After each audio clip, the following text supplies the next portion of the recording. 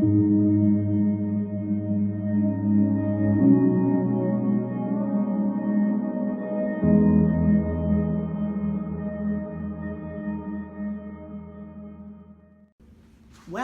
to Mindfulness-Based Cancer Survivorship, Session 6.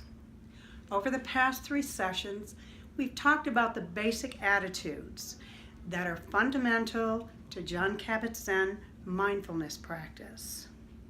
We learned about the different approaches, the different attitudes we need to practice to keep ourselves centered and in this present moment and to pursue a life of mindfulness.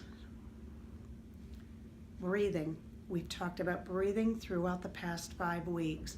Again, breathing is our free pathway to centering, to being in this present moment, to bringing ourselves to the here and now. Breathing is basic to the relaxation response. Let's talk a little bit about the relaxation response. What is it? Well, our body has a built-in system that either accelerates everything when we need it to, or slows it down. When we're stressed, when we are excited, our body accelerates. Everything goes into high gear. Now, long-term stress, as we know, as we've discussed, can be very detrimental, both mentally and physically. But the opposite end of the spectrum, when the body puts the brakes on and starts to calm down, is called the relaxation response. The breath helps bring us to activating that relaxation response. Again, as we activate the relaxation response and we calm down, a calm mind is a healing mind. Breathing is basic to all mind-body therapies. Over many, many centuries, any of the therapies that were instituted in cultures all over the world, the ancient cultures like Chinese traditional, Ayurvedic, in India, those cultures all used breath as that anchor to these therapies. The therapies that connect and recognize the mind and body as a single unit. The breath is a way of focusing our awareness into the present moment. You know, we talk about our awareness in our present moment. What are we really talking about? We're talking about the breath bringing us to this moment now, this perfect moment right now. Not yesterday, not tomorrow, but appreciating this very moment. And that's what mindfulness is about, appreciating and being so aware of what is right now and the importance of right now. Mindfulness helps us to focus the attention on something that interrupts the chatter of the mind. Our minds go all the time. Thoughts go in and out of our head that are accompanied by stressors. We know, as we talked in the past, about how our thoughts can activate the stress response. You think of something, you start worrying, you start stressing. Things of the past, what's going to happen in the future. As you continue your journey and your survivorship, there are always concerns about what happens tomorrow, what's going to happen next week. By focusing on the breath, we stop worrying about yesterday or tomorrow. Focusing on the breath, we stay right in this moment and learn to appreciate how wonderful this very moment is. Remember, and we've said this again throughout the entire program, a calm mind is a healing mind. Calm. We need to be calm. We need to settle that chatter that brings on the stress response, that makes us worry and ruminate about so many things of yesterday or tomorrow. A calm mind is a healing mind. And by being in this present moment, it brings us to a state where we are in a calm, healing state. When we talk about mindfulness, once again, we remember to utilize diaphragmatic or belly breathing. It's the right kind of breath that not only helps us mentally by keeping us present and focused in this moment, but it also has physiological benefits too. What are those physical benefits?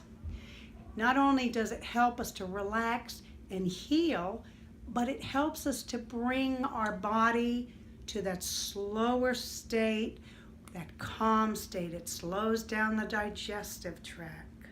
It slows down the heart rate. It slows down our respiratory rate. Everything just kind of slows down and takes it easy. And again, this brings us to this calm, healing state. The other thing that's so very, very important, when we focus on the breath and focus on this very minute, we avoid that response, that stress response that gets activated. You know, we talked about activating the stress response, particularly with our thoughts. Our thoughts bring us to that point where we start worrying. And when the stress response is activated, then it stimulates our adrenal glands to produce hormones that suppress our immune system.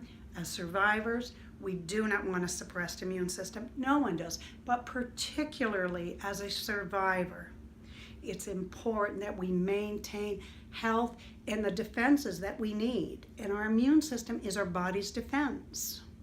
So instead of activating that stress response, when we're focusing on the breath, we activate that build-in relaxation response.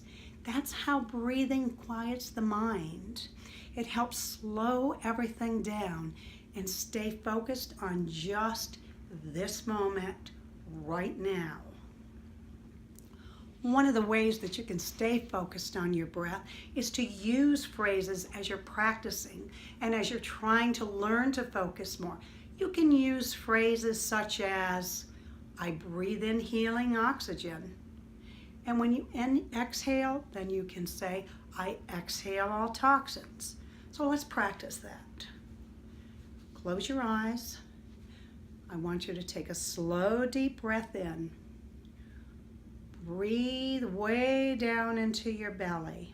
And again, when you inhale, count to yourself. You don't have to count out loud, but practice counting and be sure that the exhale phase is twice as long as the inhalation phase. So let's start. I breathe in healing oxygen. I exhale toxins. You can use any phrases that you're comfortable with. Let's try, I'm aware of my life energy as I breathe in. I'm aware of relaxing fully as I breathe out. Let's just do that one more time.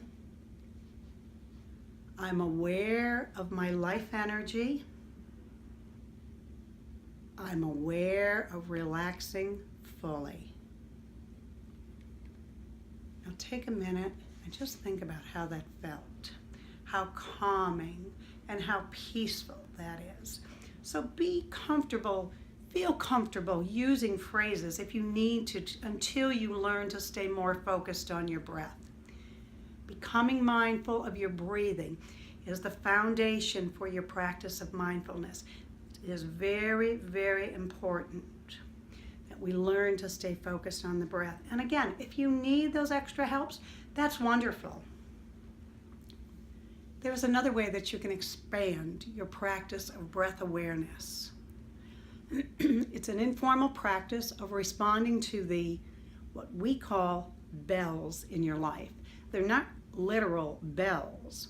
They are those things in your life that make you want to stop and take that deep breath.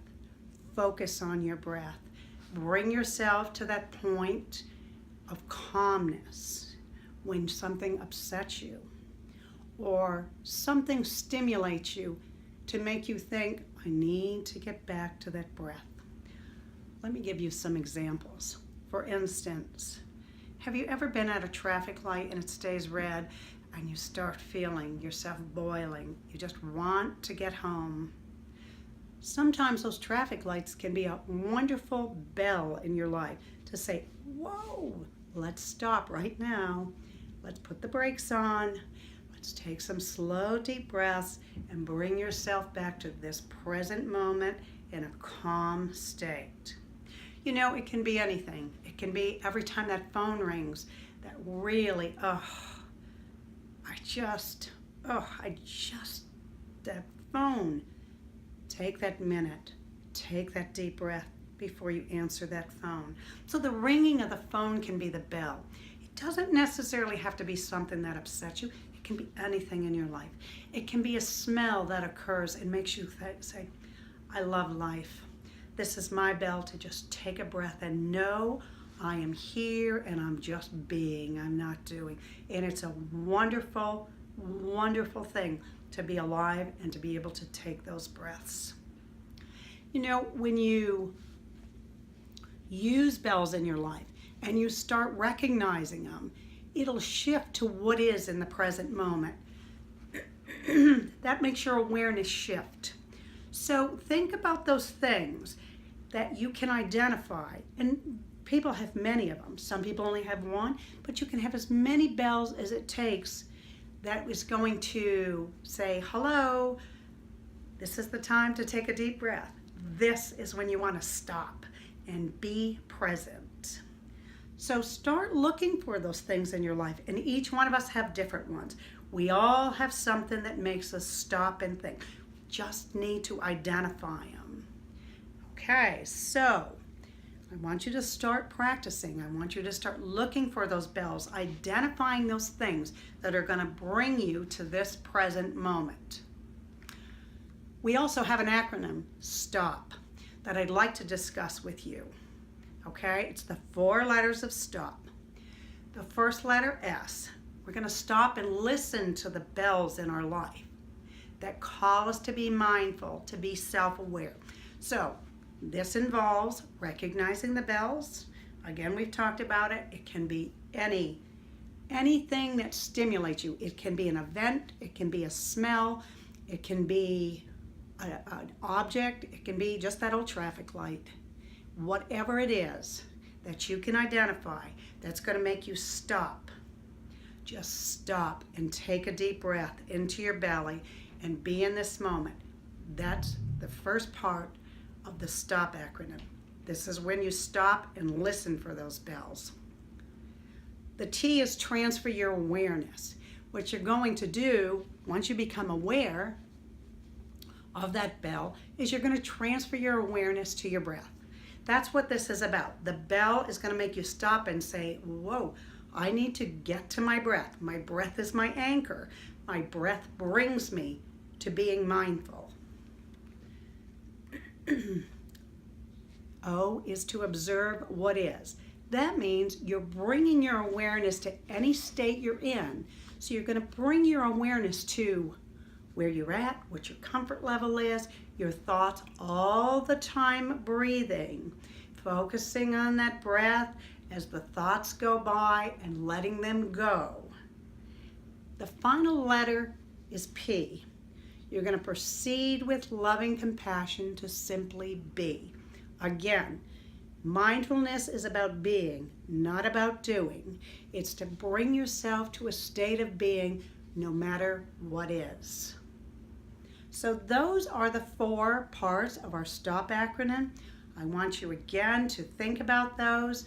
Please remember, it's important that we learn to identify those bells to bring us back to our breath so that we can accept what is at this present moment. Now, I just want to review a little bit. We talked about diaphragmatic breathing. Barb and I have covered the 9 attitudes over the last 3 sessions. Be sure you start incorporating those. You can pick 1 attitude a day and focus on it. Perhaps you want to every 3 days, every third day, every fourth day, maybe you want to go to a different attitude. And we're not expecting that you can incorporate everything every day, all day. These are some of the things that help to bring you to a mindfulness-based life, living mindfully day to day. And again, it's imperative. Mindfulness needs to be practiced every day in one way or another. Focus on your diaphragmatic breathing. You need to learn to breathe right. Remember, this is the calming phase, the exhalation phase. That is the detoxing phase. We want to be sure we're breathing correctly. The 9 attitudes, the basis for everything in mindfulness. To start practicing, start looking at ourselves, start loving ourselves first. We need to do these things for ourselves before we're able to do it for others. You can only give what you've got. If you have a loving heart, if you love yourself, then you can pass that on to other people. But it's you first. And I know we live in a society that says that's selfish, but it's not, because you can only give what you have. Journaling. Journaling is a wonderful way to keep track of what you're actually doing. To look back and go, wow, did I really do that? Did I really think that? Look at the progress I've made. Or to look at it and go, whoa, there's some gaps in there. I think I need to be a little stronger at doing this on a regular basis. And now, the last informal practice, bells. Starting to recognize those bells in your life that make you stop and go, whoa, let's get back to the breath. Take a deep breath and let's be in this moment. Not do, just be in this moment. We also want to review the few formal practices. We've already discussed sitting meditation, and we've actually have had a sitting meditation. Start practicing. Start with a few minutes. Just taking that deep breath, focusing, and just being. Just sitting and being. You should be more comfortable as time goes on, being able to practice a meditation a little bit longer. So do that, but make sure you have your own quiet place. It's very important that you have your safe, quiet place, uninterrupted, where you can practice meditation and feel comfortable, and make it your safe place. The other formal meditation we have had is eating meditation. Remember, we did the raisin meditation. I would challenge you to at least once a day in one of your meals, even the first bite, practice an eating meditation. You know, we practiced and we showed you the importance of, as you eat, when you go through an eating meditation, you start becoming much more aware of things through senses. There's an increase in taste, in smell, in sound, awareness of how your body responds to the food, what your body's saying. Is your body telling you you're full? Are you listening to it? Is it telling you it's hungry? So all of those things, again, meditation is helping us to build this increased awareness. Thank you, and we'll see you next time.